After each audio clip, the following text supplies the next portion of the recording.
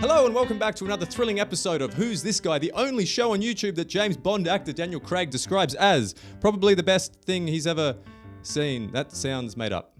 Did we make that up? We made that up. On today's episode, that's the title we're going with. There are a lot of James Bond movies, but there may be even more video games. Some very, very good, some very, very bad, and some very, very... So join me, won't you, as we shoot a stream of probably unfortunately underpaid henchmen, do a bunch of sneaky, and most importantly raise so many single eyebrows that I don't know how to do any other facial expression anymore, as we dive into the video game world of James Bond. James. Wait, that's not right. Wait.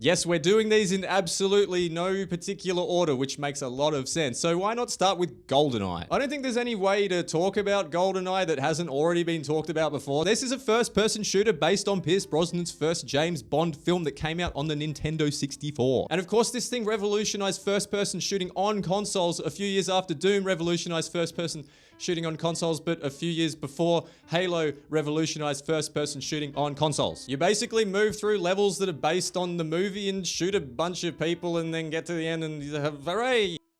There's a truckload of weapons to use, there's gadgets galore, there's this tank level that rules. And of course there's the multiplayer that made this game extremely famous and everyone plays as Oddjob because he's too short to hit. For me personally, GoldenEye, the video game, was my first introduction to James Bond in general. I played this game before I'd seen GoldenEye or any of the other Bond movies for that matter. I saw Pierce Brosnan's lumpy little paper mache man puppet his way into the little circle and he shoots the camera and the blood comes down. I was like, what the hell is going on? Even more alarming was the dam jump because I guess the Nintendo 64 either couldn't render a bungee cord or the developers couldn't be bothered. So I thought this dude had no way out and he was just jumping to his death. And then about a year later, I saw the movie and went, oh. What else haven't people said about GoldenEye? The best thing in my opinion about this game is how mysterious everything feels. The game has these sandbox style semi-open levels that really encourage experimentation and exploration, which gets even better when you factor in the unlockable difficulty levels that add more objectives and give you reasons to explore even further. This was one of those games I played as a kid that felt really mysterious in the same way that something like Body Harvest did. It felt like there were all these secrets hidden around the next corner. Anyone remember Body Harvest? These aliens scared the shit out of me when I was little. I'd also forgotten how weirdly faithful to the movie this game is. This looks exactly like the satellite facility in the movie, right down to the doors and the layout. Minus the obligatory everyone works in the dark because this is Hollywood lighting in this film. One other thing I need to point out before we move on from a game that I'm not going to waste too much time on because it's been talked to death already. Eric Serra, he composed the music for the movie GoldenEye and he gets a bad rap because of some techno garbage that's in there, particularly this scene.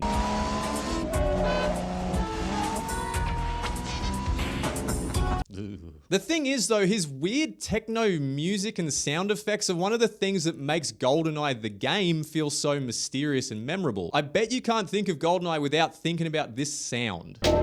Or this little piece of music. So thanks Eric, you made some music that was pretty awful, but also made a massive contribution to genre-defining classic video gaming. Shine on, you crazy diamond. Also, the GoldenEye movie soundtrack isn't total techno garbage. Natalia's theme is a really nice bit of music and really sells some of these scenes where she's trapped in the satellite facility combined with really good acting.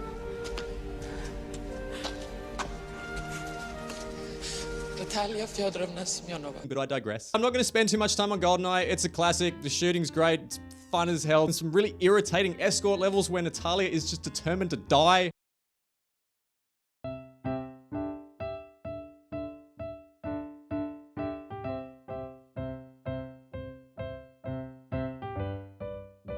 But did you know that this is not the only GoldenEye game? Now, I know I've zoomed straight past the Wii version of this game to Reloaded. My understanding is that these games are essentially the same thing, except in one of them you have to stand up and waggle around. All I do is throw that ball up in the air, and when oh, jeez.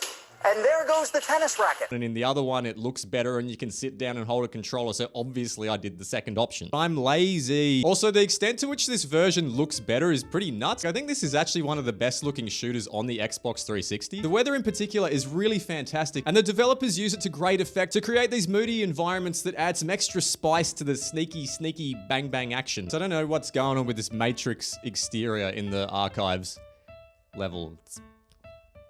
I don't know. This might be the best Daniel Craig character model in all these games, but I care way too much about what the character models look like, and it's weird. Sorry. Anyway, this is a good looking Daniel Craig, even though I do miss Pierce Brosnan by way of toilet paper rolls and crumpled up newspapers. But before I go down my OCD rabbit hole of going, look at these character models and all the dust particles floating through the air, Sam, you friggin' weirdo. Let's address the elephant in the room, which is the fact that this is a remake of one of the most beloved games of all time. I think I saw a weird lanky Australian talking about it somewhere recently. And in terms of being a remake, this is interesting because it's actually wildly different from GoldenEye 64. I was expecting to go into it and have a Tony Hawk style remake where all the levels are exactly the same, but we just get spiffy new graphics. But that's absolutely not what you get here. Aside from the initial camera sweep through the dam, everything after this point deviates wildly from the original game. Don't worry, you still get to save hostages on the ship, and most importantly, you still get to shoot the guy in the toilet.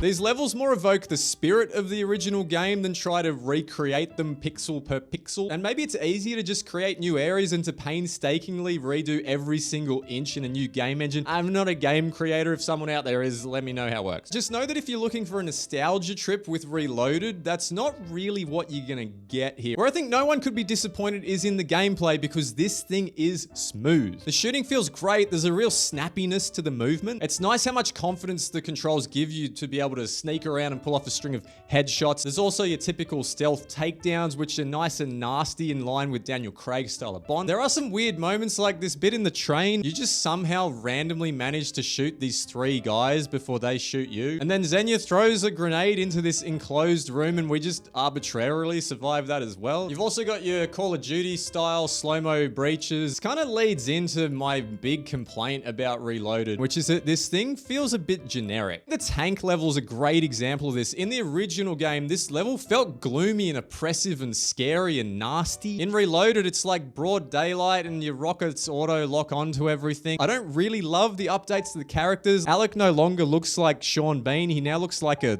potato. And Xenia Onatop now looks like a knockoff Mary Elizabeth Winstead wearing a Real Housewives tracksuit. But this updating of a lot of the characters into these boring Bordeaux feeds into my overall feeling that this game just isn't quite as memorable as the original. It doesn't have that same mysterious vibe.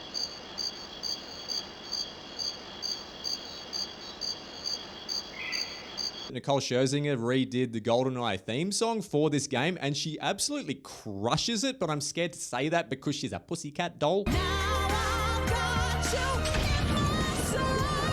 Overall, though, I'd have to say I feel more positive than negative on GoldenEye Reloaded. It plays well, it looks fantastic, and it's also packed with great little details. Although we need to talk about the products in this vending machine. Max Chips. I think this is a popcorn branded Eat Me. This other product that's just called Black. And of course, everybody's sweet treat favorite, bar. While others are enjoying video games, I'm scrutinizing fictional packaged goods.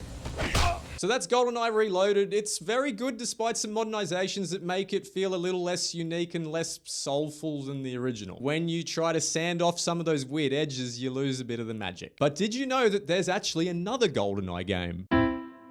Now this, my friends, is meant to be a real piece of garbage. So imagine my surprise when I started playing this thing and I thought, this is okay. Don't get me wrong, it is gross that they try to leverage the GoldenEye name for brand recognition, and the way they do it is extremely stupid. The main character has a golden eye. I don't know if these guys missed something when they made this game, but GoldenEye is a satellite, not a person. And every time someone calls you GoldenEye, it sounds like the dumbest thing that has ever entered your ear canals. Climb aboard.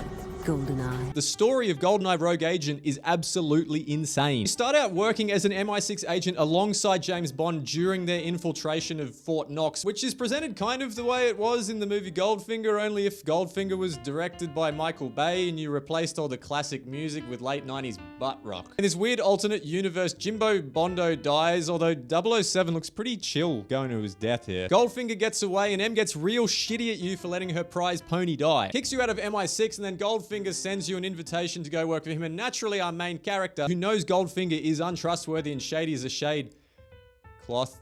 Is that really what I wrote? Chooses to trust him and work with him to take down Dr. No, who I guess is monopolizing the bad guy universe? So we work with Goldie here and Scaramanga. The man with the golden gun. Who A, for some reason is the Q of the bad guy universe and gives you all your upgrades. And B, is somehow voiced by actual Christopher Lee. However, he never says knick-knack Tabasco. Knick-knack!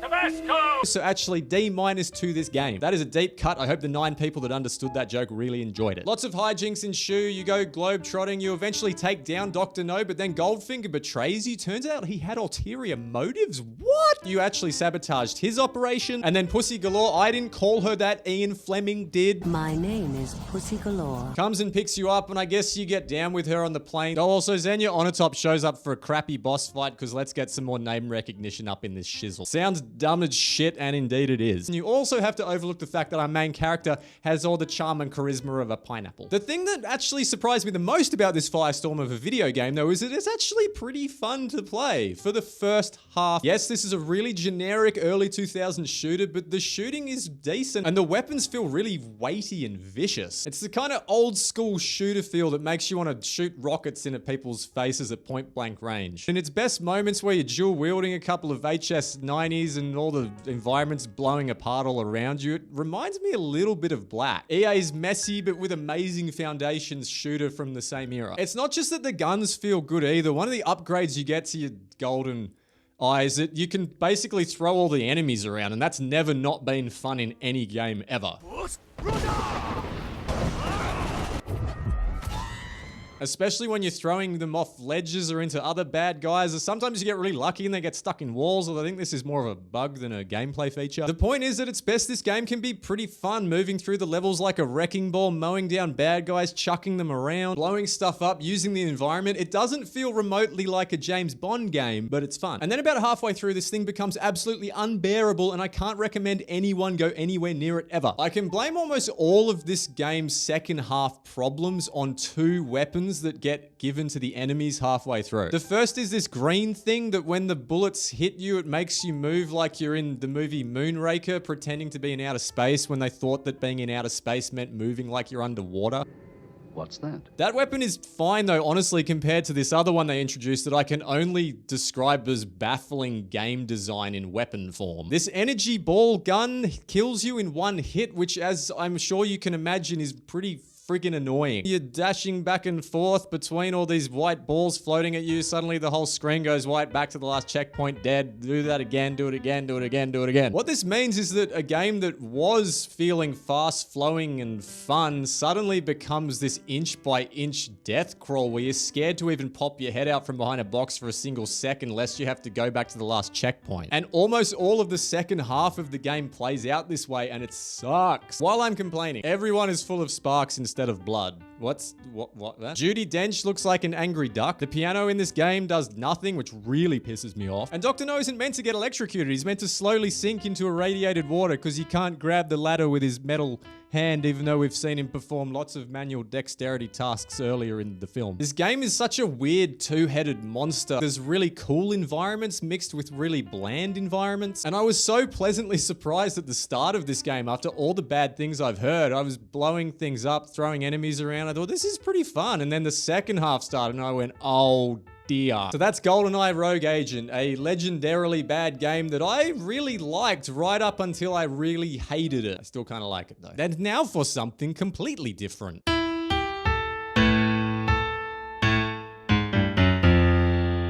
Oh my god, Pierce. What did they do to your beautiful face? Yes, he looked like a paper mache doll with a low-res image smeared across his face in GoldenEye. But at least in that game, his head wasn't wobbling and bubbling and... Ugh. Needless to say, the actors in this game are not pretty like they are in the movie. But at least there's tons of blood in this game. Tomorrow Never Dies was the next shooter to come out after GoldenEye, and it's a bit of a surprising departure. Because what we have on our hands here is a third-person shooter. So not only do we get to look at Bond's wobbly head, we also get to look at his blocky bottom. The shift in perspective comes with a new lock-on aiming system, which works very well, except for when the enemies are above or below you, and then it works very badly. Although in those situations, you can use manual aim very, very, very, very, very slowly. Being able to see Bond makes this pretty nifty little adventure for the time. Though I'm not sure how I feel about Bond in Van's shoes. Makes me feel weird. I do like how all the enemies hurl themselves dramatically backwards after getting shot.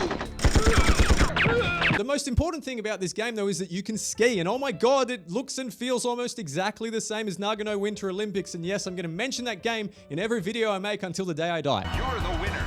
Congratulations on your gold medal. There's some really sweet ski jump animations as well, and my god, is it traumatizing when you fall off a cliff. There's actually way more gameplay variety here than I was expecting. Not only do you get the shooting and the skiing and the stealth, there's also vehicle sections that are slow but cute.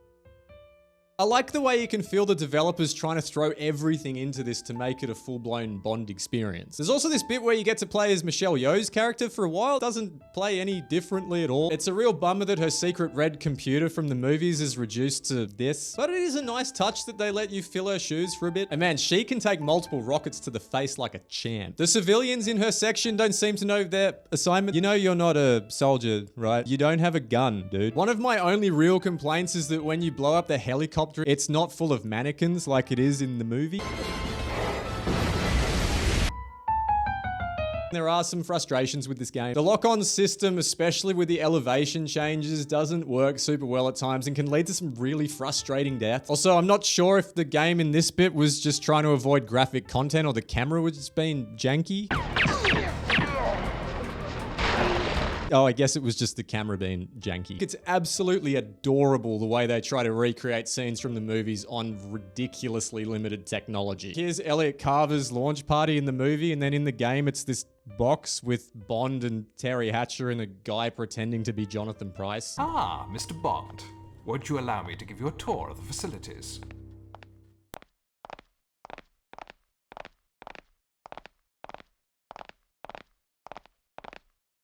All the boss fights take place in these small box rooms, and you just run around them in circles shooting, hoping that their life bar depletes before yours does. This is especially noticeable with the final boss fight with Elliot Carver in the movie. It's like this big dramatic scene.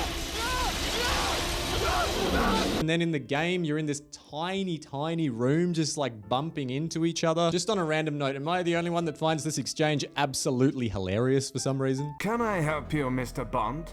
I'm looking for Paris Carver. Have you seen her? Yes, I believe she's waiting in your suite. And your presence is required there as well. I really want to like Tomorrow Never Dies. It's trying hard and it's cute. A lot of its issues come from the fact that it's trying to do a lot, probably too much. My head says this is technically pretty bad. It's got a lot of design flaws. It doesn't control particularly well. But my heart really appreciates how much they overreach and how much they tried to cram into this thing. It feels like it was made by people that love the movie and wanted to shove in everything they could. I'll always take a game that is trying hard and failing over a game that just feels like it doesn't give a crap. Which, funnily enough, brings us to...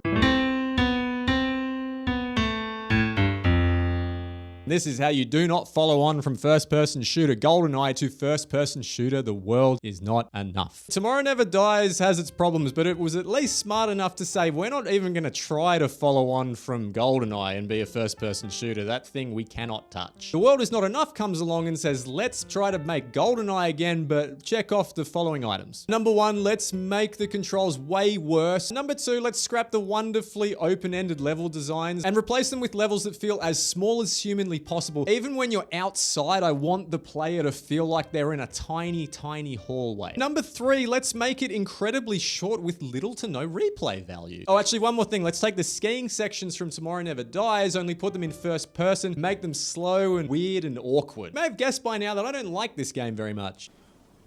Why? You do get to see a lot of cool things from the movie, but you don't get to do any of it. The way this game essentially plays out is you watch a clip of something cool happening from the movie, and then you do a really boring first-person shooter level, rinse and repeat until you finish the game. You see the whole boat chase and then the whole balloon thing. Pierce Brosnan's very obvious stunt double falls and does a bunch of crazy shit, and you go, oh my god, this is nuts, and then you do a really boring first-person shooter level. Why? Tomorrow Never Dies didn't recreate the set pieces from the movie very well, but at least it tried. The World Is Not Enough, on the other hand, feels incredibly slapdash and lazy. And this means this game doesn't just suffer compared to GoldenEye, it suffers as a Bond experience because you don't ever feel like you're doing anything particularly exciting. It's basically all filler and none of the thrill. Within these really boring first-person shooter missions, getting in the right position to interact with an object is so goddamn difficult. And while you're trying to interact with those impossible to interact with objects, you might be in the middle of a forced stealth instant fail mission where any alarm triggers an instant fail and you have to go back to the beginning of the level, which is always so fun. Fortunately, I'm an excellent shot though, so this wasn't too much of a problem. Hey! This game also just makes you feel weird and uncomfortable. The way these enemies pretend to run fast, but they're actually moving really slowly. There's an abundance of ice skate walking animations. I do like that some of the enemies do this Michael Jackson move when they get shot.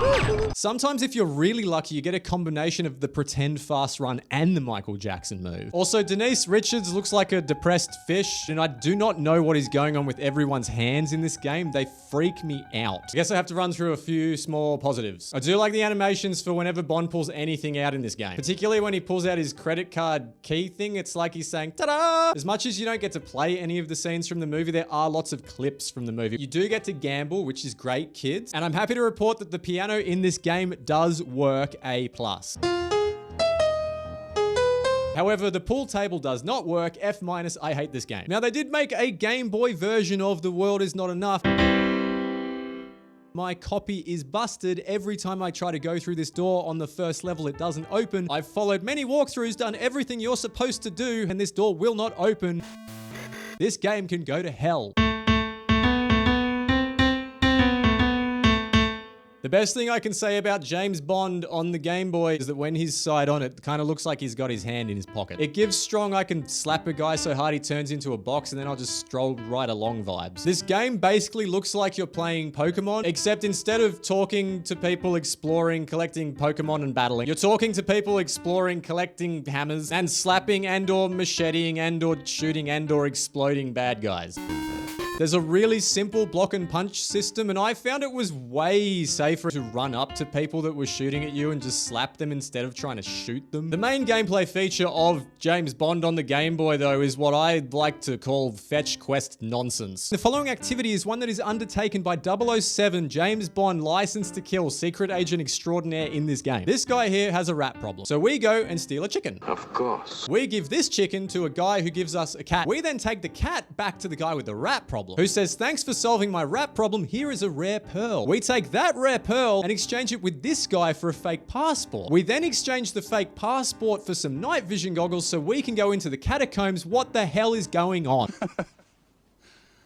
Hilarious question. Are you telling me he's out in the field without a torch or a lighter or a box of matches, or that Q can't give him one? Q has the technological capability in this game to give James Bond a watch that will cut through metal, but I guess a flashlight is beyond his capabilities. You're blocked at every turn by paths you can't get into, and not in a fun Metroidvania like, oh, I'll come back here later with a different item kind of way. More like in a fun, I'm gonna randomly stumble around this level for hours talking to everyone and click on everything until I find the one random thing I need way. Oh, you need to go into this cave? No, it's too dark in there. You need to get a lamp. Oh, you can't get that lamp. It's in this building on the other side of this locked gate. So what we shall do is we shall talk to this guy who has dirt on his cousin, tell his cousin who's in jail that he has to do what we want or we'll spill the dirt on him. But he needs a piece of paper. Oh shit, we picked up that piece of paper earlier. Now he can make a pass for us. Now we go back to that mystery building and use the pass to get inside. And now we shoot this light to distract the guard, and then we can get the lamp, and then we can go into the cave.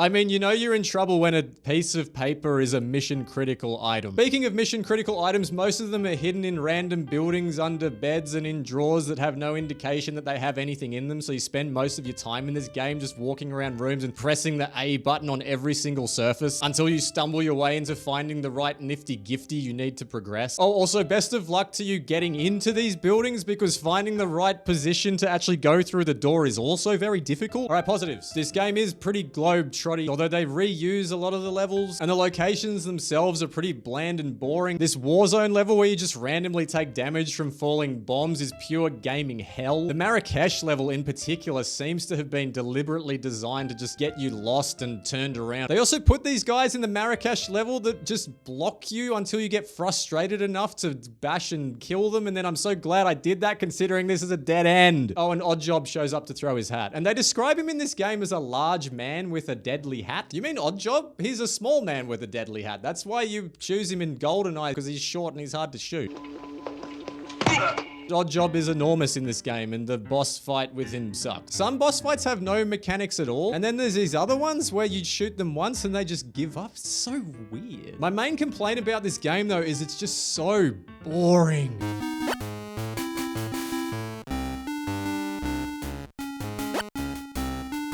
Tell me more about that fascinating story. And there's so much grass to cut in this game, you never get a single rupee out of it. This man is peeling potatoes. This other man is doing gun squats.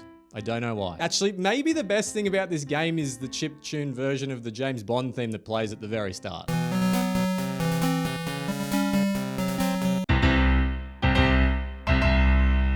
I thought this thing was awesome when I was a kid, but I've been convinced for several years now that it's terrible, and after playing through it again for this video, I still don't really know. There's just too much nostalgia smoke swirling through my brain on this one to make an objective call, so let's work through this together and save me some money on therapy. Yes, it's your favorite James Bond adventure starring Archer.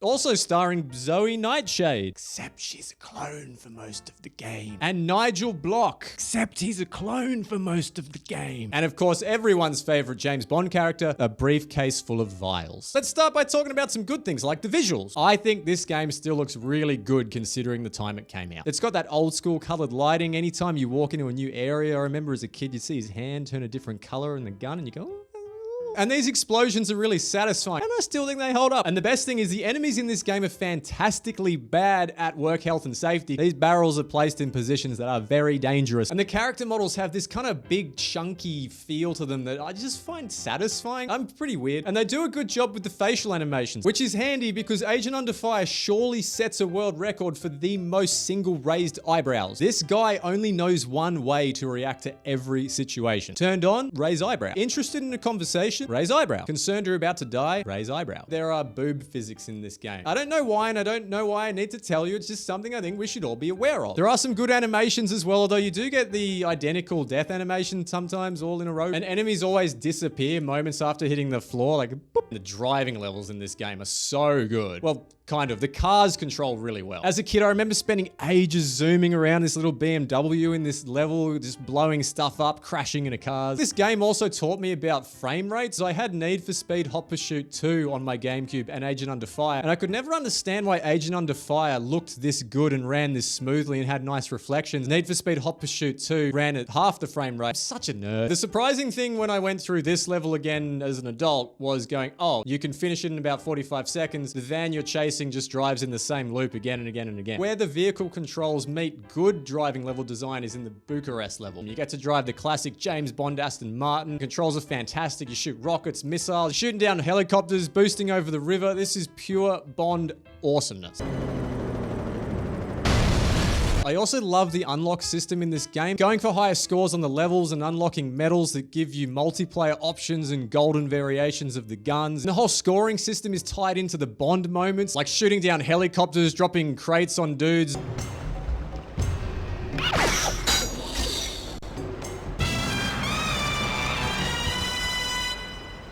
Yeah! And of course, I spent hundreds of hours playing the local multiplayer of this game when I was a kid with my brother. Shout out to my brother. He looks exactly like the UK Prime Minister in this game. I don't know why. And now we have to address the biggest problem with Agent Under Fire, and one that, if I'm looking at this game objectively, I have to say kind of cripples the whole thing. You've probably noticed that this game is primarily a first-person shooter, and the shooting is very bad. The problem is that these bullets spray around like they're coming out of a broken Nerf gun. Half the time I swear the visible bullets aren't even hitting enemies.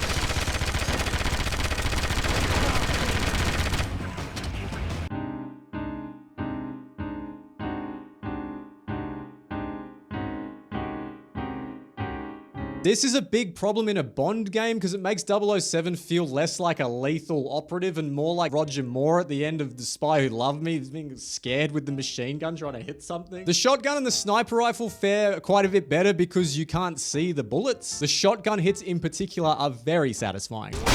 Also, please give me credit for this grenade toss.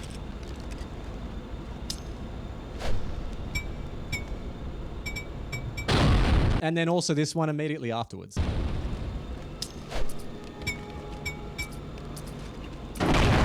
Good job, 007. The tank section is on rails, and you do the GoldenEye reference of the tank smashing through the wall, but then you don't let us control the tank like we did in the original GoldenEye game. The night vision bit's pretty cool though. What about the story, Sam? On paper, it's kind of interesting. They're trying to replace world leaders with clones, although the whole time I was playing through it, I could only think of the Simpsons episode where the aliens impersonate the American politicians. What are you going to do about it? You have to vote for one of us. Right, this is a two-party system. The main problem with this story premise is it leads to multiple death fake-outs. Oh no, Zoe died here. She's dead, 007. Oh, it's fine. She was a clone. James, that was a clone. Oh, this guy fell in lava. Oh, it's fine. He was a clone. Nigel was most unhappy that you eliminated his double. While I'm talking about the characters dying as well, the main villain's death in this game is so anticlimactic. Did you see the main villain die? Hang on. There she is. Just there. I'm not even convinced she would have died in this explosion. There's not that much fire going on. The building seems perfectly fine afterwards. This lady who's in the game for about 3 minutes gets Vitamixed. This guy falls into lava and then later gets shot through the window, and then this lady just maybe is overcome by smoke inhalation. This is all part of a build to a very underwhelming ending generally. Bond just flies away and then it cuts back to the mission screen. The main problem with this game is really its inconsistency. 1 minute you're spraying bullets everywhere, and then the next minute you're doing an awesome driving level. I will say, I think they do a really good job with the environments. They feel very Bondy. Shout out to this level that reminded me of Ruse Tubes and Bioshock and Aero Gauge all at the same time. Anyone remember Aero Gauge? The voice acting is okay. The way that it's stilted actually really matches up well with the early Bond movies where it was all ADR and it's terrible. I don't know how to thank you. Would you like some help? On the craps, I mean. R in particular actually does a legitimately good job. He's got the right level of disdain for Jimbo. Smashing entrance, wouldn't you say? No, I wouldn't, 007. Nice of you to join me, 007. Is he meant to be wearing a watch here? I also like this bit where he tricks Bond into thinking he's checking out a sexy lady, but it's actually just R in a shower. Quite clever, I dare say. This game is great and terrible at the same time. There's lots of cool little Easter eggs to find. There's fun moments. The driving sections are fantastic, but the guns feel like crap. This might be a bad game. Oh my god, the piano works, so A+.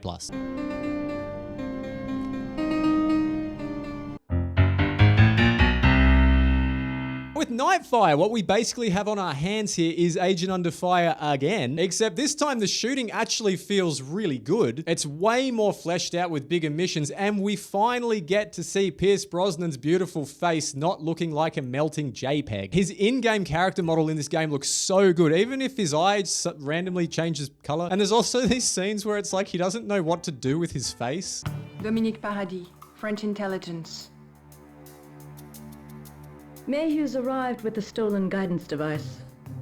Drake just went to the conference room. I would imagine he's meeting Mayhew there. The pre-rendered FMV character model looks like this weird smooth turtle, and then they put the weird smooth turtle on the main menu? Like, what? This looks like shit. Instead of Pierce Brosnan's voice, you get a very crusty sounding British man. The name's Bond. Now that I've started my analysis with the important things like Pierce Brosnan's face, let's move on to the less important stuff, you know, like what the game's actually like. We are once again in first-person land, and gone are the throwing a tennis ball at your siblings' speed bullets from Agent Under Fire, replaced with an arsenal that I would say is fun across the board. We also get some first-person platforming that is not bad, and some non-lethal gameplay that I was very good at, nailed it on the first try. We also get some great action set pieces like the snowmobile chase, which, my god, Call of Duty Modern Warfare 2 really ripped this one off. The driving levels return. There's just a slight bit of twitchiness that has been introduced to the driving model here that I'm not a huge fan of. But the levels themselves are awesome. If you had the driving levels of Nightfire with the driving controls of Agent Under Fire, that would be a very tasty piece of pizza. I don't think the developers feel that way though. In fact, I feel like these developers hate Agent Under Fire.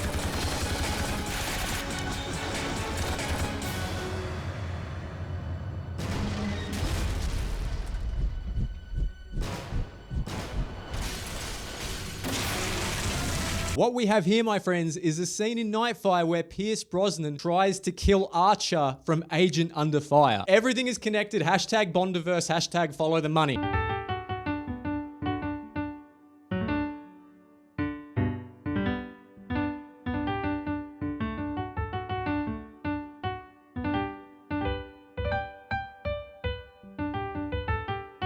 Despite Nightfire's mean streak towards the Bond of my childhood, good night, sweet prince, there's no denying that this game does a great job of making you feel like Bond. The name's Bond. Not only did the improved controls and shooting make you feel more like a lethal weapon, whoops, wrong franchise, you also get more opportunities to do some sneaking and even some cocktail partying. Hi. And you would be... what's that? When you throw in the vehicle sections, you really get the feeling these developers were doing their best to give you everything in one action-packed Bondy gumbo. This game looks great too. The lighting is fantastic. There's these little touches that make spaces that would otherwise look really bland, look really beautiful. It's the attention to detail too. It's this banner shaking from gunfire. Your secret camera lighter actually works as a lighter. That's a really cool touch. Nightfire gets a lot of attention for its action and gameplay, and for good reason, but I actually think its greatest strength is its atmosphere. The opening level with the snow gently falling onto this castle, and you get inside these oaken bookshelves and dimly firelit rooms. The rain battering the windows of this stormy late night office adventure. And obviously the way these guards react when you punch them. Where'd you come from? Or how about the most atmospheric place of all? Space? Wait, least atmospheric. Space. What? The space level actually sucks, so never mind. In a theme that is consistent across this era of Bond games, this game actually gets significantly worse as it goes. By the time we get to these annoying ninjas at the end and then you get the tedious boss fight, I was pretty ready to see the credits roll. While I'm complaining, the AI in this game can be pretty goddamn stupid. It's really easy to build up body piles in doorways.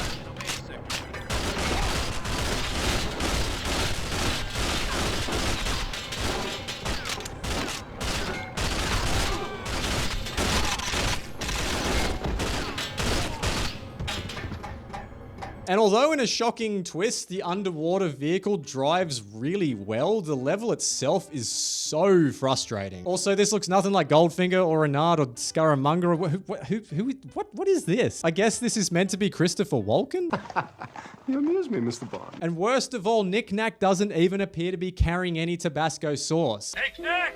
Tabasco! That's the second time we've used that joke, and it didn't even work the first time. But a somewhat lousy final stretch aside, I'm happy to report that Nightfire is indeed as good as I've always been told it is. It's Bond as shit. Let's get that going as a catchphrase, please. It looks genuinely beautiful at times, and it feels great to play. And there's also this documentary thing that you see at the end of the game that shows the behind-the-scenes making of it, and I think that's really cool. I didn't play the famously bad PC version because life is too short. Apologies.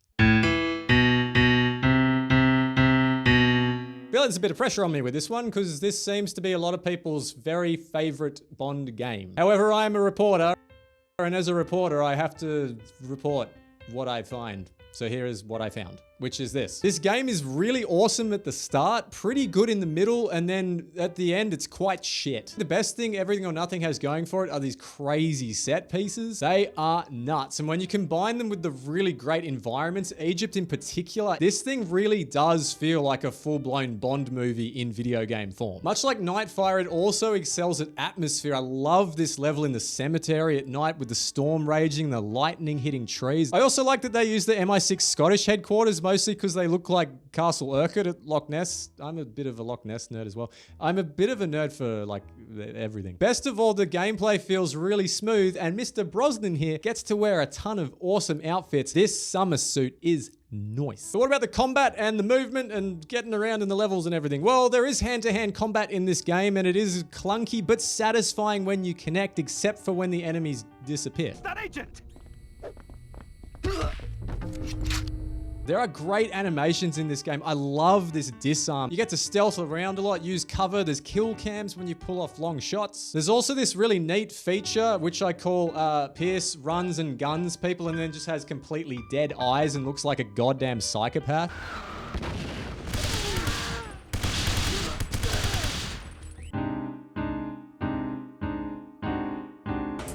The AI is not the smartest at times. Okay, bye. Now, the movement system in this game is one of its best features. So I should mention rappelling. It's like the pickleball of this universe. Everyone's doing it. It's helped tremendously by the lock-on aiming system, which reminded me a lot of the lock-on aiming system from Tomorrow Never Dies. It works, but sometimes it doesn't work. I couldn't for the life of me lock onto these mini guns that you have to lock onto at the end of the game unless you get into the exact right position. Jaws shows up at one point. You have a really insipid boss fight with him for some fan service. And now comes Sam's controversial statements about Everything or Nothing. I don't think the driving in this game feels good, which is a shame because the driving levels themselves are really cool. My God, this race gets so violent. Remember, 007, you must win the race in order to beat the other. I think that guy died. Things get even twitchier when you're on the motorbike, which is even more of a shame. These motorbike levels look so awesome.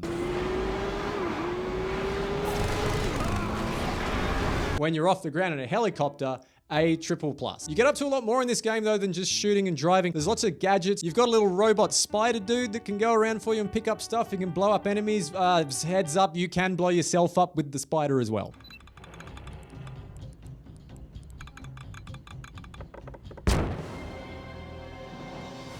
Thermovision that you can use in these levels that looks awesome. It kind of adds even more spooky atmosphere to these night levels. This story is pretty dumb. Willem Dafoe wants to do something with nanobots, and he's also got a grudge against Bond because he killed Max Zorin, who was his mentor, which is pretty weird because this Bond killed Max Zorin, not this Bond. And actually, even when Max Zorin died, he didn't seem to mind that much. He seemed to think it was kind of funny.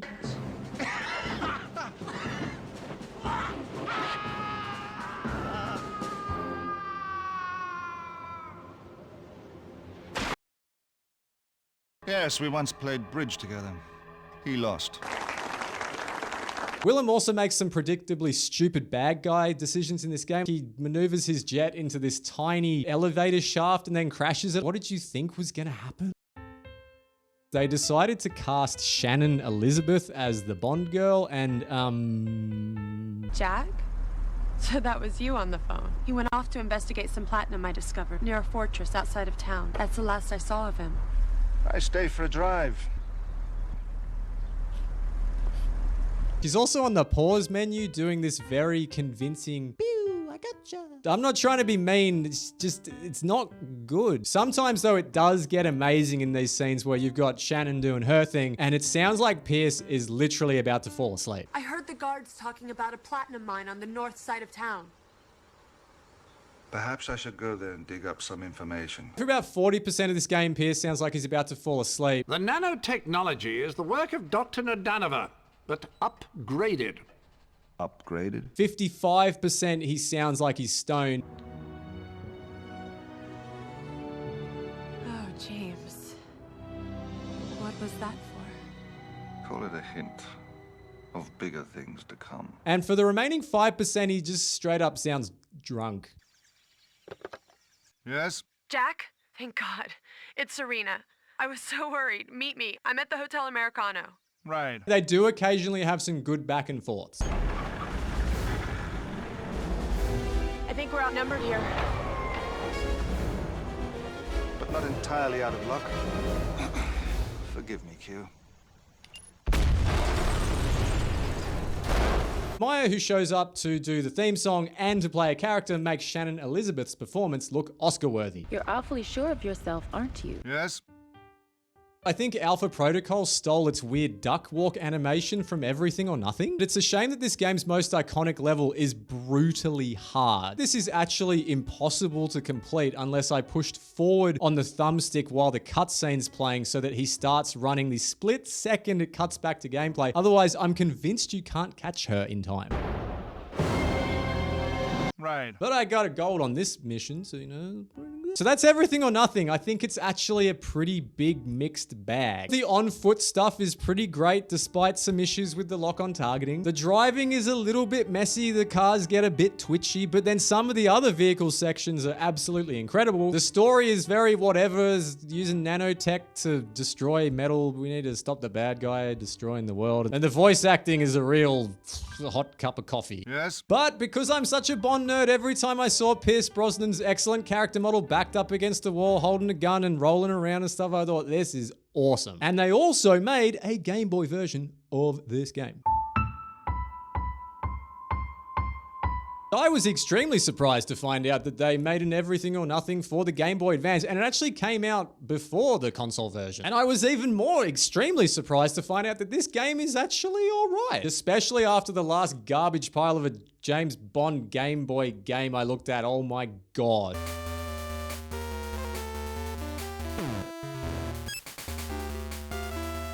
First things first, this game is wildly ambitious for something shoved onto a little cartridge. You get Bond doing lots of isometric shooting and hiding behind cover.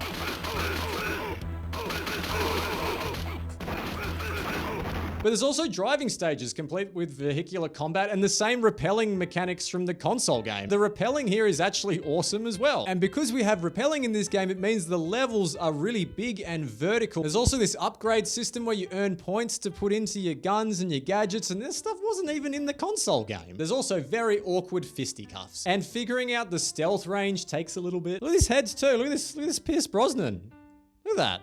Looks pretty good. They do use still images to get the story job done, but it works. There are some Tomorrow Never Dies vibes going on here in that this game is a bit too ambitious for the technology. The driving levels are kind of janky, and the lock-on system is even more finicky than it is in the console version. I just appreciate this game because it's trying really hard. And I didn't even mention the best thing yet. Look at this gun barrel sequence. Look at this. Look at that. Look at his coat. Look at his coat flip. Woo. Look at that. On Game Boy technology. There's something wrong with me. From Russia with Love was a massive surprise packet for me because I was expecting this to be total garbage, and it's actually pretty cool. It's basically Everything or Nothing again, except we get Sean Connery instead of Pierce Brosnan, and he rappels like a frightened old man instead of chucking himself off buildings. As a big fan of the movie, it's awesome to run around in the iconic scenes like the hedge maze, the underground canals. All this stuff is great. The problem I have with this game is everything they added to it to pad it out, I'd argue, is kind of terrible. The story is relatively close to the movie. You get all these classic scenes from the movie, but then they just throw all this random crap in that feels really out of place. The briefcase turret, the remote control helicopter, the big guys you fight, none of this feels like it's in a 1960s Bond adventure. I watched all the behind the scenes stuff as well that is part of the game. That's pretty cool. But one of the things they keep harping on about is how true they're staying to the vibe of the movie. The challenge in creating this new material was to stay true to the authentic 60s feel of the Connery Bond films. You totally didn't. While I'm complaining about things that feel anachronistic and don't fit at all, we are gonna have to talk about Maria Menounos. Every interview I've ever seen of her, she honestly just seems really awesome, but please don't cast her in your 1960s era From Russia with Love game and ask her to do a Russian accent. The second Bond girl is played by actress Maria Menounos. She's done everything from One Tree Hill to the new Fantastic Four movie, and has just been announced as a special correspondent for Access Hollywood and the Today Show. Base, this is Eva. Set the tunnel charges to blow. I don't care who's inside. We have to stop Bond. Right. Love you lots, Maria. It's not your fault. I blame this guy. They also give her the dumbest death scene of all time. She's flying a jet at full speed inside a building and then she crashes. What is with these these games and enemies flying things inside buildings? And then there's Red. You have a boss fight with him where you shoot him 1 billion times and he falls under a train. And he shows up at the end of the game and says, you should have made sure I was dead. You should have made sure I was dead. I guess you're right. That's my bad. I should have checked that your bullet-riddled, mangled body was properly dead. And then he gets into this big robot thing that, again, doesn't look like it should ever be anywhere near from Russia with Love. And we have an annoying boss fight with him, and then we shoot him in the noggin. But I should probably go back and make sure he's actually dead. Now, before I go any further into talking about From Russia with Love, I have to address the biggest issue I had the whole time I played through it, which is Sean Connery. Is this meant to be Sean goddamn Connery? Of course, it goes without saying that special attention was paid to getting Sean Connery just right. Are you for real, dude? You think this guy looks like this guy? And why are his pants so baggy? The in-game character model fares a bit better, but still, like, don't pat yourself on the back too much. It's one of the best looking digital characters you're going to find in a video game today. Right. Even the character model on the inventory screen, you can kind of tell that they modeled the face on old Sean Connery. What's going on? At least you got Sean Connery to do the voice, so that's probably pretty good. Shaken, not stirred. Oh no, it's a total disaster. One of the best decisions they made when making the new Indiana Jones game was not casting Harrison Ford, because then you'd have this beautiful young Indiana Jones model that sounds like a grumpy old high man. Part-time. Maybe they learned their lesson here, because holy shit, is it weird to hear Sean Connery's old ass voice come out of a young ass Sean Connery model. You go save your friends. Take the boat. It gets even weirder when he's in scenes with people that are meant to be way older than him. Good morning, 007. Oh, good morning, Q. How have you been? Busy inventing things? And then it gets way weirder when he's in bed with young women. Oh my God, the horror. I'll let you know in the morning. It's also painfully obvious that they got what they could in the recording sessions and had to stitch it together. We were duped. Octopus has been playing us against each other. Stay close. Neither of us has any friends here. I have to get the Lecter back. Having said all of that, it would have been really easy to slap a Sean Connery skin onto a generic animation base. But they seem to have put a lot of effort into making him stand and move and even hold his gun in a way that is really reminiscent of the movie. Though it's that I haven't talked at all about the gameplay and have spent time complaining about the things that no one who hasn't seen the movie will care at all about. It is extremely similar to Everything or Nothing, except the jetpack. Bond's not wearing his jetpack helmet, being a very naughty boy. You've got the same stealth attacks, cover system, lock-on shooting. I prefer the shooting in this game mainly because you can fine-tune it and shoot enemies' weak points, shoot grenades off their hips, which once you do it the first time, you will never ever stop doing it again. It's probably more of a gameplay design flaw than anything else, but you can stun lock these big guys and it leads to my favorite drum beat.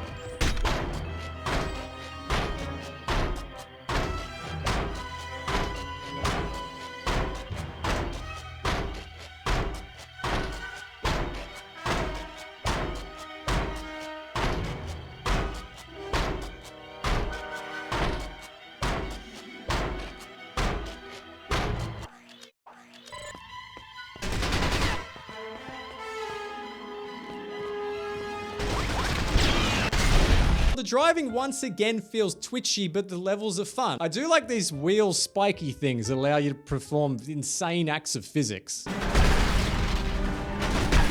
I'm super conflicted on From Russia with Love. The gameplay is pretty good. As a fan of the movie, you see these iconic scenes and recognizable moments, but then it also shoves in a bunch of crap that doesn't belong there. We have to stop Bond! At the end of the day, if you don't care about the movie, you're not going to care about any of this stuff, and it's a fun game. Just heads up that if you're a big Bond nerd, this might piss you the hell off. And now for a section I like to call, do you guys remember how friggin' hard text adventures are? Text is gold. It's a nice touch. We're driving down dark Alpine Road. Cars are gaining on us. Accelerate doesn't work. We're taking a Goldfinger. Hello, Goldfinger. Do you expect me to talk? You're most annoying. That's not what you meant to say. You meant to say... No, Mr. Bond, I expect you to die. Thrown in a cell, game over. Let's try that again. Turns out in this opening bit, you're actually meant to open the armrest to reveal the buttons. So naturally, I pushed all the buttons and all the cars behind me got messed up and I thought, I've done it. No, because this is a highly specific text adventure. Turns out by doing the most logical thing, I totally totally messed up. Shouldn't have pressed all the buttons because the cars catch up again and now you're out of oil 007. You've already used the spikes 007. You've already used the smoke 007. At least our revolving license plate still works. Once again, we get caught. Spit at Goldfinger. My name has inspired me all my life. That's a weird reaction. Flick a coin like that scene in The Simpsons to escape.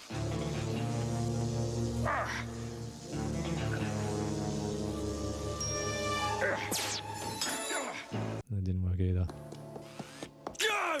This is a weirdly erotic description of Oddjob. If armored tanks could breathe, they'd give birth to Oddjob. 350 pounds of Korean muscle. He stands 6 feet tall and a yard wide. His hands are lethal weapons. So are his feet, his elbows, and his knees, and sometimes his head.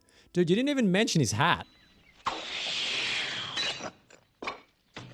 Do kissy faces at Oddjob and hope he's into it. Oddjob shrugs his massive shoulders. Ooh. That's game over again, goddammit. Turns out you aren't meant to get caught in a car chase. What you're actually meant to do is push these buttons one by one while doing a bunch of turns in between. Fuck knows how you would figure this out sequence without a walkthrough, which is definitely not what I did. We find Goldfinger's factory. We're exploring the factory. We get the sexy Oddjob description again. Find the Operation Grand Slam plans. More text adventure nonsense. Very specific commands. Back into the car. More random directions. Then Pussy Galore somehow throws us headfirst through a barn wall and it's game over, and that seemed like a great place to leave it.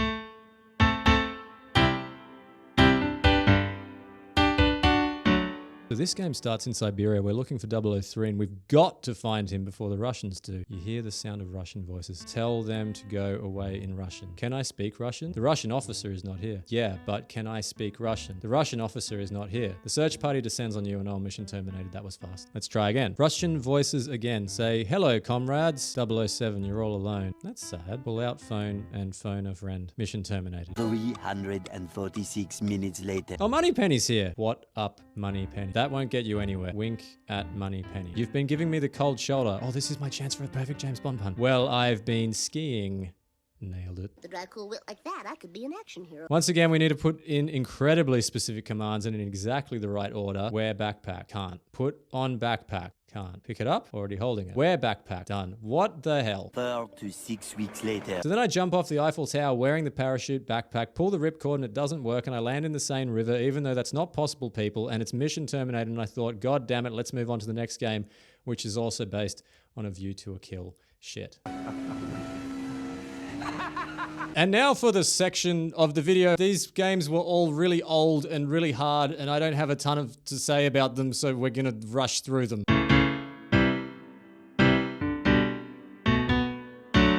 My car got stuck in the wall. I couldn't get it out. My car got stuck in the wall again. This is really fun.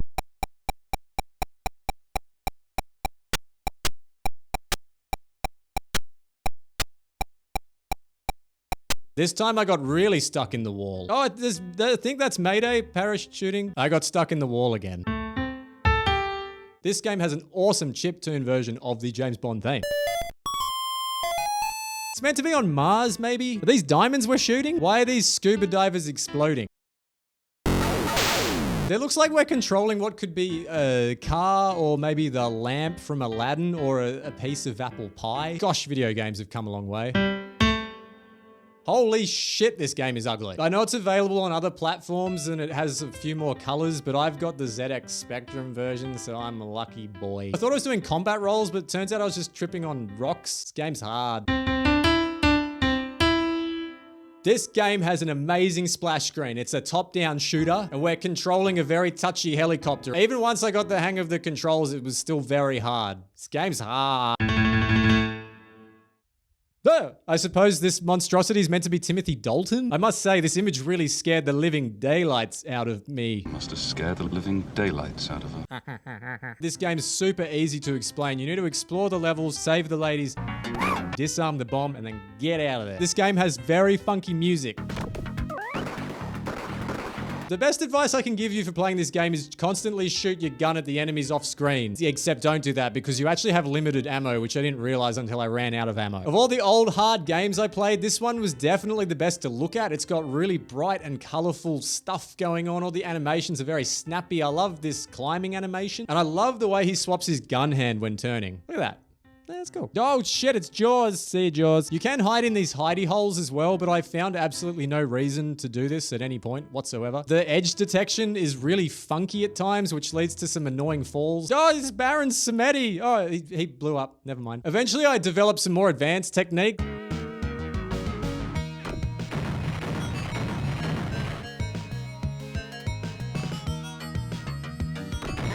But he still got me.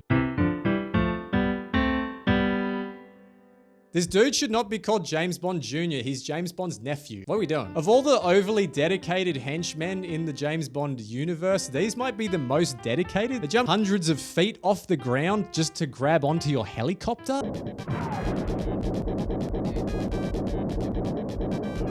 And this very clunky combat on ground and then this really touchy helicopter off the ground. I only crashed the helicopter about 40,000 times. You can pick up shields and there's these shrapnel missiles. I couldn't get past this level. This game's hard.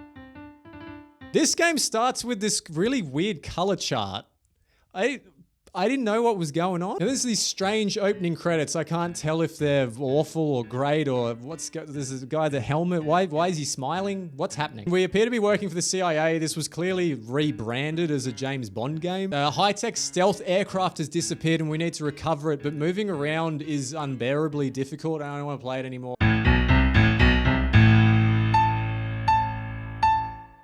Oh, we're back in the safe green waters of the Xbox 360. Except this game's bad. It's okay. That's not the worst, I guess. It does a really bad job of trying to replicate two of my favorite Bond movies. Everyone hates Quantum of Solace, but it's actually a good movie hiding underneath bad editing and extras sweeping the air. And also Casino Royale, which I think most people would agree is pretty awesome. They didn't make a Casino Royale video game.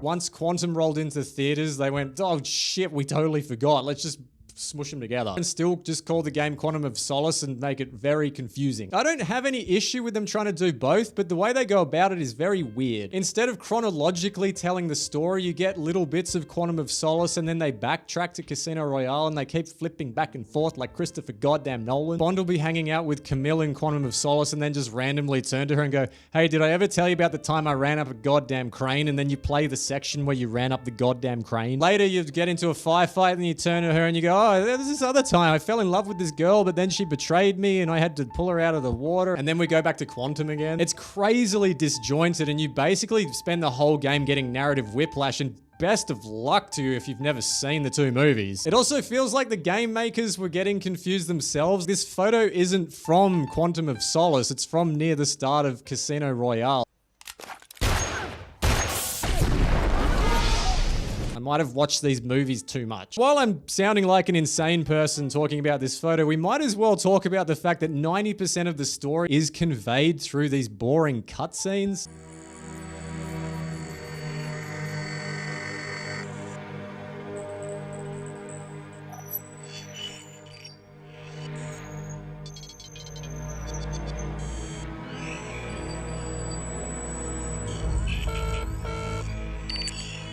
Mitchell? This is Tanner, confirming delivery. Confirmed. White's in custody.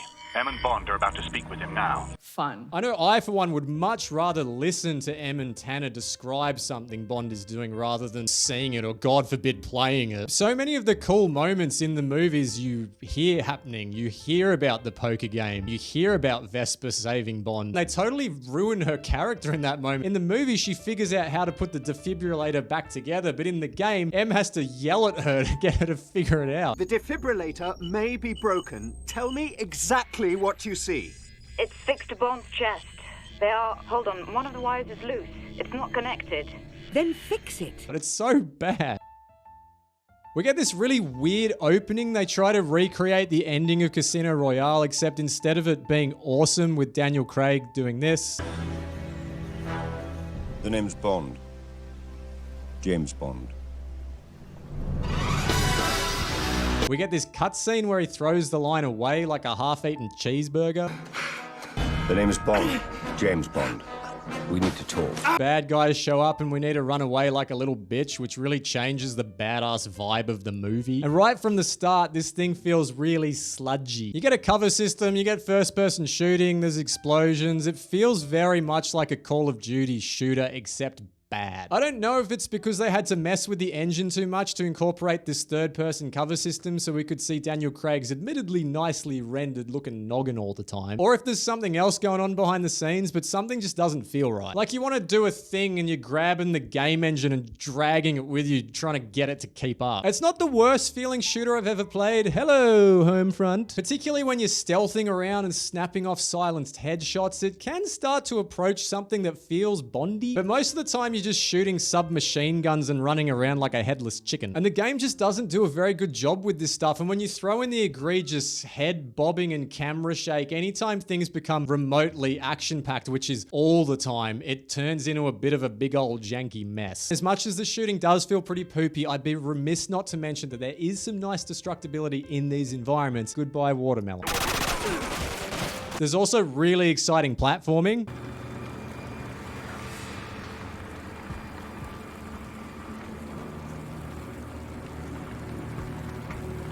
Contact! Enemy in sight!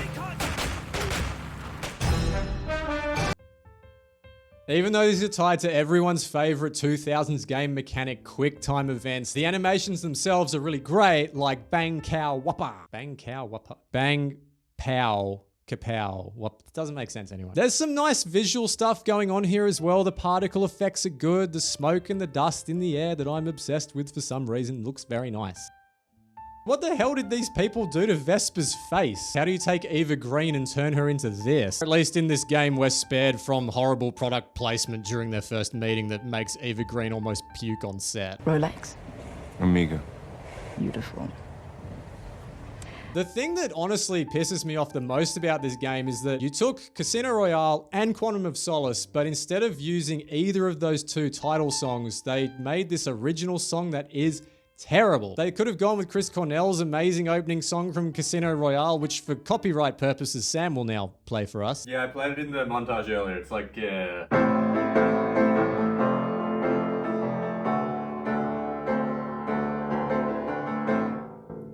Thanks, Sam. And instead they came up with this original song that sounds more like this.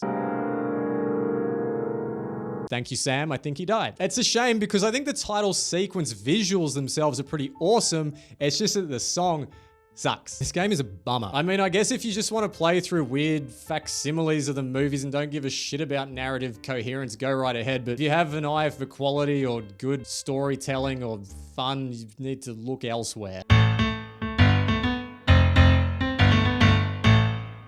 Two stinkers in a row, huh? Man, everyone hates this game, but I kinda like it. I mean, it's terrible. Atrocious level design, painfully bad stealth, forced stealth with instant fails, in fact, anyone? And some of the worst skiing controls ever coded into a video game.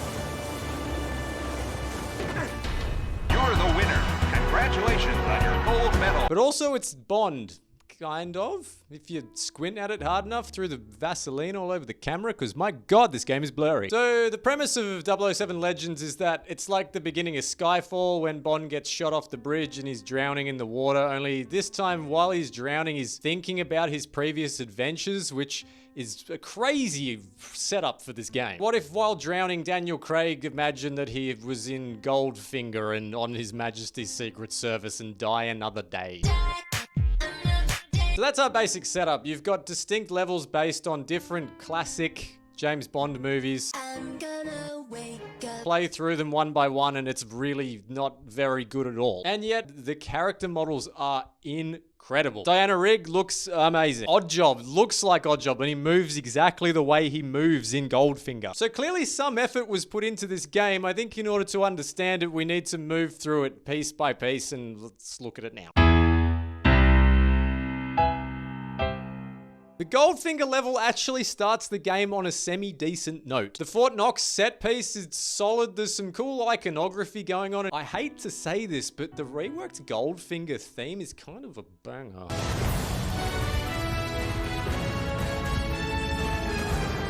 Unfortunately, Goldfinger sounds like pussy, my darling pussy.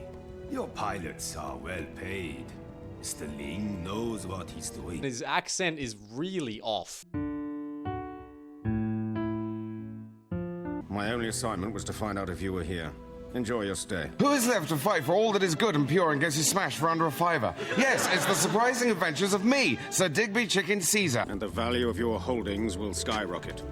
Exactly, Mr. Bond. Unfortunately, after Goldfinger, it's all very, very much downhill, and we were already near the bottom of the hill anyway.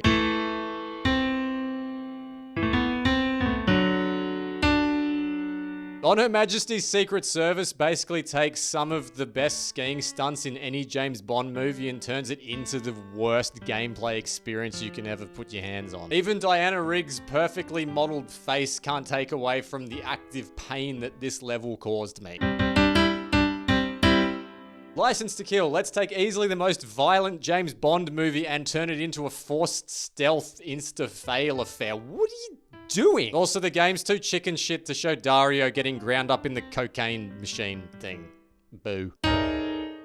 Guess I'll die another day. Why would you pick this of all the Pierce Brosnan movies to represent? I'm still not sure if playing the Die Another Day section in this game is more painful than watching the movie. I can learn to like it.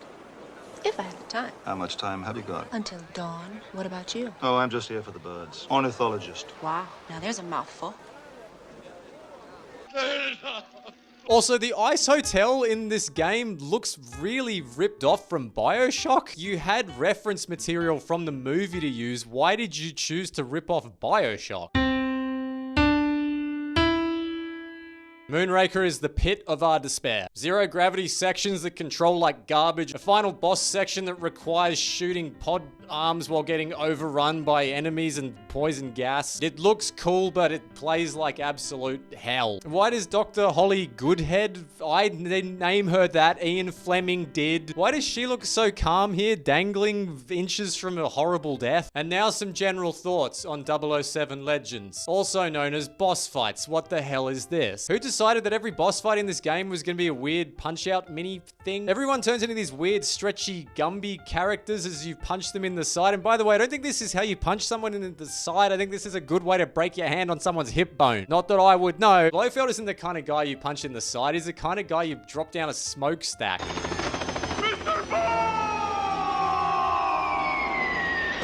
Yes, this happened in a James Bond movie. This series is whack. And now some thoughts on the gameplay of 007 Legends. On paper, this is Call of Duty James Bond edition. In practice, it's endless waves of enemies, confusing objectives, these moments where you have a character with follow over their head and you're still not sure what to do. Weird gadgets you'll never use, like this radar watch thing I used once and thought, what's the point of this? And never used it again, and it made zero difference whatsoever. Scent trails to follow, officers to scan is very exciting stuff. Now I will try to give 007 Legends some compliments. The shotgun is fun. Enemies ragdoll through the air quite gloriously. That sometimes feels okay to play, and the Bond stuff in it makes me smile. Sometimes. Goldfinger, do you expect me to talk? No, Mr. Bond. I expect you to die. Oh my god, oh my god, oh my god. I will now present my final thoughts on 007 Legends. Objectively speaking, 007 Legends is awful. This is a game with blurry visuals, awful gameplay, good music, lots of Bond nostalgia, confusing boss fights, and horrible mission objectives. However, Oddjob moves exactly like he does in Goldfinger, and that's pretty cool.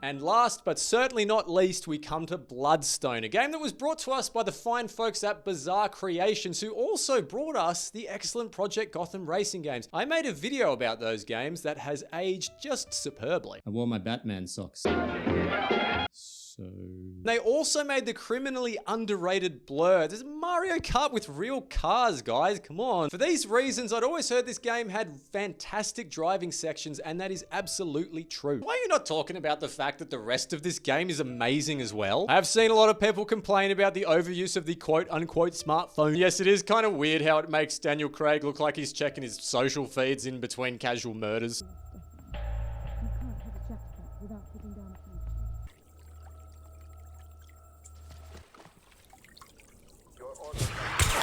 Daniel Craig doesn't sound half asleep in this one. He's maybe not the best voice actor, or at least maybe not the most invested voice actor. The name is Bond.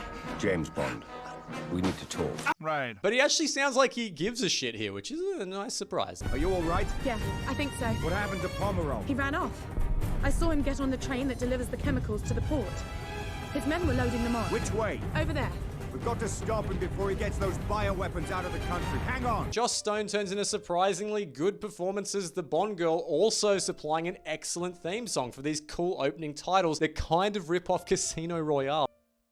What we have on our hands here is an original Bond story, not based on one of the movies, and shock horror, things kind of make sense, which is a bit of a rarity in the Bondiverse. You plan to break into the world's largest bank, but not to steal anything. An atomic device. It's small, but particularly dirty. Well, if you explode it in Fort Knox, the entire gold supply of the United States will be radioactive. The value of your gold increases many times. It's an inspired deal. The characters are pretty well drawn, the twists and turns are genuinely surprising, and there's some really good savage Daniel Craig as Bond moments. Please, let me go. I'm no good to you anymore. You got that right. You get to do cool shit and see cool shit. Whoever directed the cutscenes in this game did a great job. As for what you're doing as you move through this story, well, this is a third-person shooter, and the controls, I will admit, do take a little bit of getting used to. You can tell this game came out in the wake of the success of Gears of War. Bond has this heavy, weighty feel to him, and there is a bit of animation priority going on. But for the same reason, everything feels incredibly solid. The cover and shooting mechanics are excellent, the animations are terrific, and we get really nasty, brutal takedowns. Just like we had in Quantum of Solace, only now they're one good thing inside a really good thing instead of one good thing inside a big pile of crap. There's lots of knocking guys off ledges, and thanks to the excellent physics engine, the bodies end up in some really amazing positions. One of the best things about this being a third-person game, though, is we get lots of different outfits for Mr. B, including my personal favorite, Cozy Bond. He just looks so comfortable while he's killing everyone.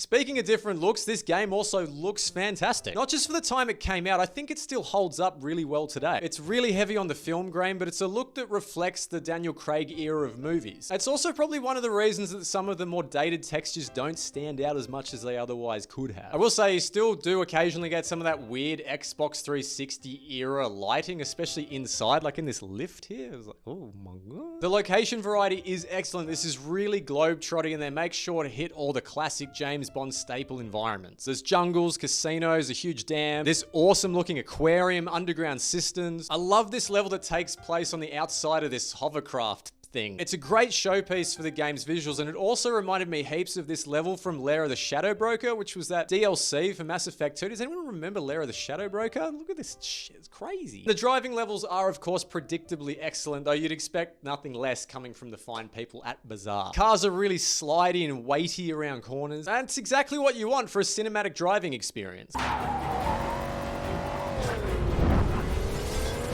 Oh, and actually the best thing about Bloodstone is it's basically Splinter Cell Conviction, but with James Bond in it.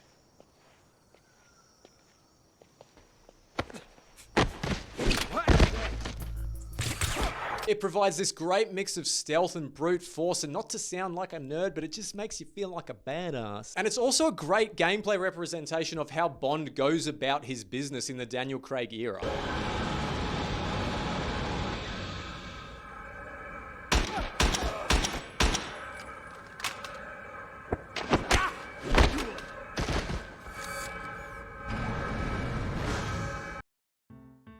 There's also great little details in this game, like you can scan the environment. I don't necessarily need to know where this car came from or its history, but it just adds extra depth and texture. You have this level that takes place in this massive aquarium, and then in the next level, you're doing this amazing chase scene through the streets, and you see these billboards that are advertising the aquarium that you were just in. What a concept. I was playing through this and I thought, he's been wearing this suit for ages, and in the very next scene, his suit looked dirtier than it had before, and I was like, what are you doing there? I do now need to say a couple of bad things about Bloodstone. It does get a little bit repetitive. You're basically always going into an area, taking down a couple of dudes, and then popping off some headshots, moving on, going into the next area, doing the same rinse and repeat, broken up here and there by some driving levels. I don't think it's a huge problem because I personally find this gameplay to be tremendously fun and satisfying.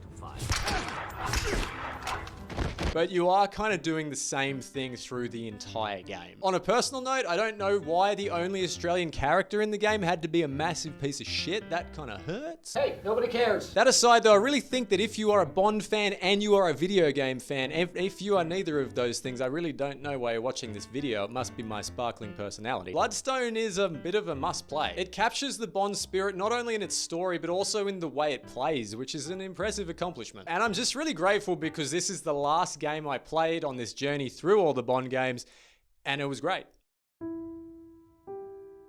So what does it all mean, my friends? All the violence, the cuddles, the fast cars, romance, suspense, amazing cutscenes and choreography, terrible controls, delightful controls, and fantastic snack food choices. Well, I think I come back to what I always come back to at the end of these adventures. That we are all very goddamn lucky to play the video game shenanigans of 007 James Bond. Sure, these hands scare the shit out of me. And why does James Bond need to trade up from a paperclip to a cat, to a chicken, to a horse, to a monkey, to a Tyrannosaurus when Q is around the corner he could just give him a goddamn flashlight? But for every awful fetch quest, every botched line delivery, every time I got stuck in this goddamn wall, you can look at this little dude with his hand in his pocket. You can infiltrate a snowy castle, drive a car over crumbling ice floes, punch Blofeld in the hip bone and break your hand, shoot a guy in the head on a toilet, feel like you're on a barnstorming, globe-trotty, exciting adventure without going anywhere at all. That's the beauty of this insanely wild, varied franchise, and it's the beauty really of all video games. So thanks, James Bond, you emotionally stunted, alcoholic, psychopathic weirdo. You've given us a mountain of video game memories and hopefully